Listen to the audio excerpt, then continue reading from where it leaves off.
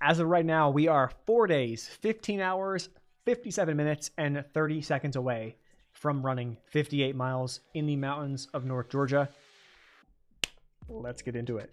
This video, what I want to do is, I know it might be a little bit different than usual stuff, but I don't give a shit.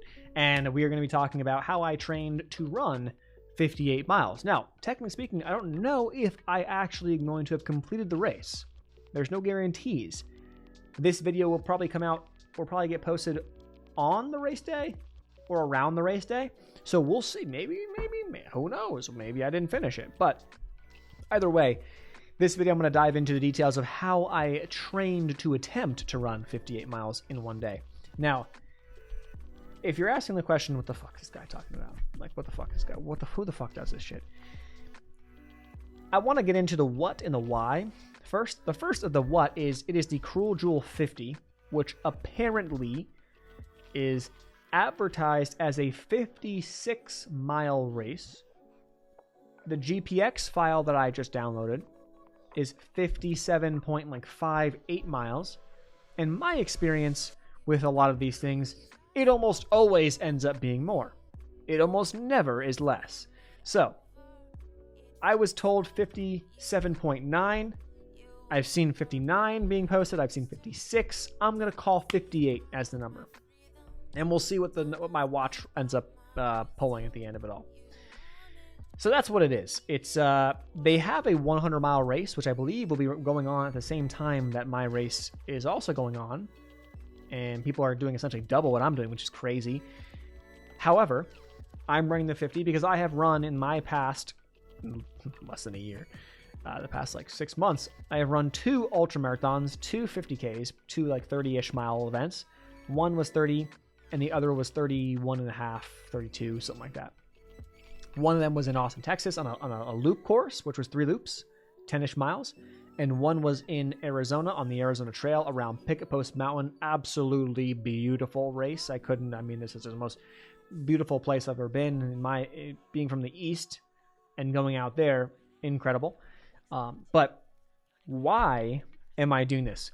So here's the answer that I really wish I had a better one for you, but I don't know what it is other than when I run in the woods, when I run in general, when I go out for like a hike, more so a run hike, because a lot of these things are hiking the uphills and running the rest. When I do these things, I just feel like I am in the right spot. I don't know how else to describe it. I just feel like this is where I should be right now. I like it. I love it. I like it a lot. That's all I could say. So I was kind of craving a test to see if I can do this. And I like putting myself into a routine and committing to something and committing to the training that's going to be required to then run this, which I'm going to get into now.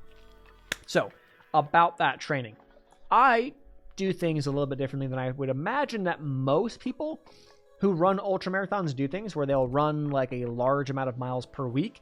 I don't. So if I get into my training for this, on average over the past 4 weeks, which my last week was a taper week, I ran 30.2 miles. So let's just say that I ran 30 miles per week for the past like couple months, 2 months or so. And you're like, whoa, dude, you're going to run like almost double that like in a day. How does that make any sense? Okay, hear me out. Let's go back to the drawing board of how I did things months ago. Now, I do think I probably am undertrained to a degree for this. Like, I probably could be better trained. However, right now, I believe I am at the peak physical level or fitness level that I've ever been, from both a cardiovascular level and a muscular level. So if you were to go back to the June-July period back here on my Strava charts, you can see I was putting in some volume and then died because I got hurt my knee, and I took some weeks off. Started to come back, hurt my knee again, went to PT, and I was like, I don't know what to do. They're like, yeah, we're going to help you out. You can go run, you can start running again, but let's just start inching back slowly. So that's what I did. Then I got COVID the week before the race, which ended up working out okay.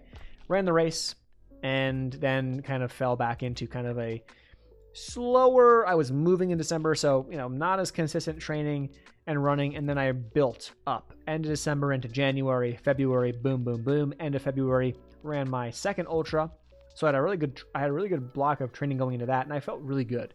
That ultra, I ran with my sister. We took it nice and easy. I felt great. I mean, I probably could have gone maybe an extra 10 to 20 miles on that day. I'll be honest with you, based on how I was feeling. If I had to, which obviously, if I had to, I would have done it. And I ran, that was a 32-mile day. So, do the math, right? That puts you in the 40s and 50 area of what I felt like I could do based off my training. So I took some time off, went skiing with my brothers in March. Didn't really do much running or training, which is fine. And then I built right back up. Really, really nice block, I think, the past 2-3 months. Really nice block of building, which has been, on average, more aggressive or more volume than I have, but I feel good. I feel really good. So I'm at a better position or a physical level than I was before that ultra. And I'm going into this next one, and I'm going to have a nice proper taper. I'm feeling pretty good about it. So is it the most miles per week? No, but what do I do that most ultra runners or that most runners in general don't do? I lift weights. I lift weights 4 times a week for about an hour per session. And I have been consistently gaining strength on all of my lifts over the past couple months. And I've been gaining about 1 pound a month on average since the beginning of 2024, which I thought was no way, no how going to be possible.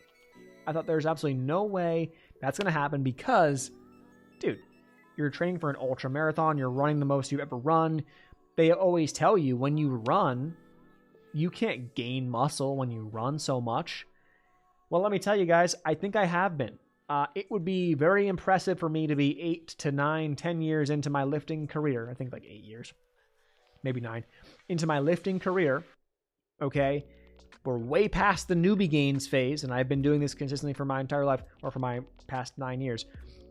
It would be really incredible for me to be gaining strength. Not like I'm going from, benching X. Let's say I'm benching, well, I do dumbbells. Not going from like benching 75s for 10 to benching hundreds for 10 in like a month. No, you're not going that fast, but incrementally going from 75s for 10, moving up to 75s for 12, moving to 80s for 8, 80s for 10, 80s for 12 over the course of weeks and weeks and weeks. Small incremental gains. I'm now back to the strongest I have been, or very, very close to the strongest I was back when I was 200 pounds in college, eating like a monster, just trying to gain as much mass as possible. And you get strong when you do that, which is not surprising. So I'm at a pretty good spot, and I'm at 175 morning weight, which at 5'10". So I'm 25 pounds underneath my like heaviest I ever was back in like peak bulk college. I will never do that again, by the way. So, I mean, something seems to be working. And I feel really good about it. So going into this race, my training has consisted of slightly building up and going like 2 weeks on, 1 week taper, 2 weeks on, 1 week taper. And what I mean by that is the past like month and a half or 2 months have been like that. So I push it by increasing miles for 2 weeks, increasing miles, time on feet, and elevation. There was also some hikes in there as well, which I'm not counting as total distance. So average distance, add in some hikes and some walks. If you want to count that, it's more time on feet than what this number may be saying. But add all that together, and I would go 2 weeks on, and then I would drop it back for a week to make sure I recover, feel good. And then I would go 2 more weeks on and then drop it back. That's kind of how I go. And it works for me. Some people like to do 3 or 4 weeks on and then 1 week taper or 2 week taper. I like a 2 week push, 1 week taper. And when I say taper, it's relative. You could say if I was running, I got up to a peak of like 42 miles in a week. Yeah, this 1 week right here, the peak week, I ran 43.8 miles and I climbed apparently 14,000 feet, which I don't think that's accurate, but maybe like closer to 10,000 feet. And the race is about 15,000 feet of elevation, which is a big ass race. Don't get me wrong. So this, I feel comfortable. I mean, I feel very good. Going into that race in March that I had, my biggest training week in February, or that race in February, my biggest training week in February consisted of 22.8 miles and only like 2,600 feet of elevation. So I've been getting a lot more elevation and a lot more miles. I feel like I'm in a pretty darn good spot. So I don't have to worry. I'm not worried about it. I feel very good about it. I'm excited for it. And this should be this is one of my most, I was very excited for the race in Arizona. I'm very excited for this race specifically now, given my level that I've reached. So the race, like I said a few minutes ago or a few seconds ago, it's 15,000 feet of elevation gain, which is not a joke. If you're in the ultra space or know anything about elevation gain and you go out for a little run or a walk, go check your watch, see how much elevation gain or loss you have on that run. 15,000 feet is a lot. And especially you'd think on the East Coast in Georgia, how? Because the Appalachian Mountains are like this, and they're not like massive, but they're 3 to 4, a little over 4,000 foot peaks, but they're like little rollers. So you're just consistently doing up and down, up and down, up and down the whole time. And I did a bunch of training runs on the Appalachian Trail that were just like that. So I have a lot of experience on similar trails. I haven't run any of the course because it's kind of too far away, but because I'm not going to drive 2 hours to run the course. And I feel like running the course is almost cheating. Not really cheating, but if I was competitive, as in like trying to win the race, yeah, I would want to scout the course, but I'm not. I want to just have fun, enjoy it. So part of the experience is being on new trails and having fun. So I want to talk about nutrition next, and then I want to get into the goals of the race. Nutrition is an interesting piece because I've taken this exceptionally seriously. And not only just for training purposes, it worked very well and I'm never going to go back. I will never go back. Because if I'm ever training for something and I'm eating the way that I'm eating, I feel good. I've been building muscle while increasing my running volume slowly and increasing my strength in the gym. Sleeping pretty good. Not feeling like shit. Not feeling tired. Not having any like health issues. Knock on wood. And I've been eating about 95% whole foods. And when I mean that, it's like most, if not all, have been home cooked by yours truly. I control the ingredients, and they're single ingredients. Chicken, beef, steaks, ground turkey, fruits, sweet potatoes, rice, fruits and vegetables, peanut butter, but hey, peanut butter that's just peanuts and salt, not peanut butter from Skippy peanut butter that has 17 ingredients in it with sugar and shit. I've kept it very, very dialed in. I eat a lot of sweet stuff. I put fucking honey on my sourdough homemade bread, and I put some bananas on it, and it's one of the sweetest, incredible things of all time. But it's whole foods. It's not synthetically made foods in a lab or whatever.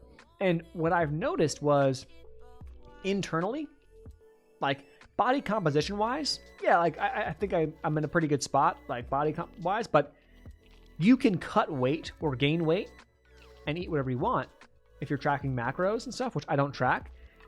However, I have not had to track macros, and I'm kind of getting to where I want to be anyway. But also, I feel good. Like, my gut feels good. And there's so many connections from the gut to your skin, to your mental health, to physical health, all these things. I don't want to mess that up. And when I deviate a little bit, I don't feel good. So it's like, it's the same thing. If you were to do something and hurt yourself, you're like, oh, well, I'm not going to do that again because I hurt myself last time. Eventually you learn. However, I feel like from a nutrition standpoint, people just don't learn, or they don't realize that there is something to learn. I don't know. That said, I try to eat my weight in grams of protein every single day, and that's all I really track. And I don't really track that. I loosely track it, as in, like, I think, my breakfast is like 40 grams of protein, and like, this lunch is probably like 50, and this dinner is like 50, and that's probably good, or that's pretty close to where I want to be.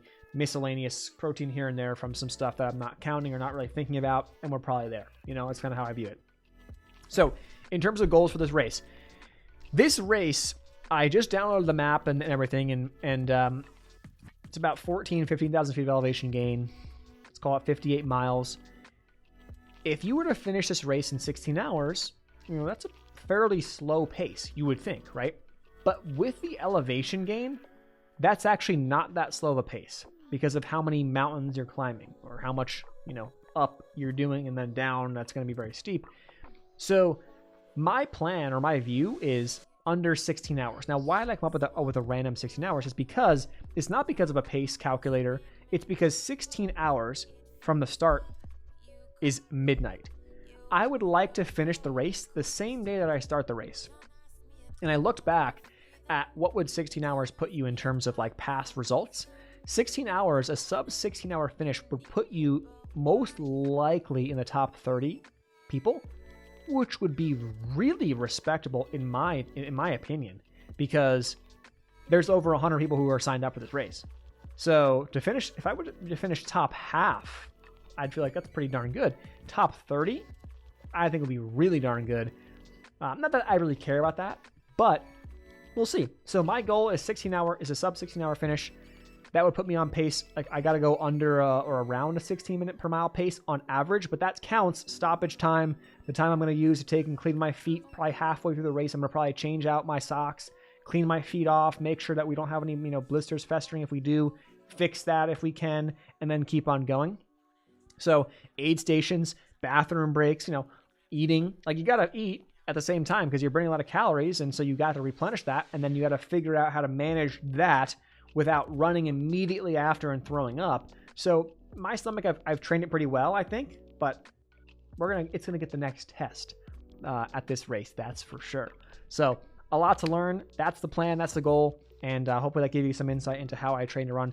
If you care, if you're coming across this video maybe years down the road, who knows? I don't know how long it'll be. It's probably going to be up here forever. So there you have it. That's the plan. And I'll see you guys on the other side. Peace.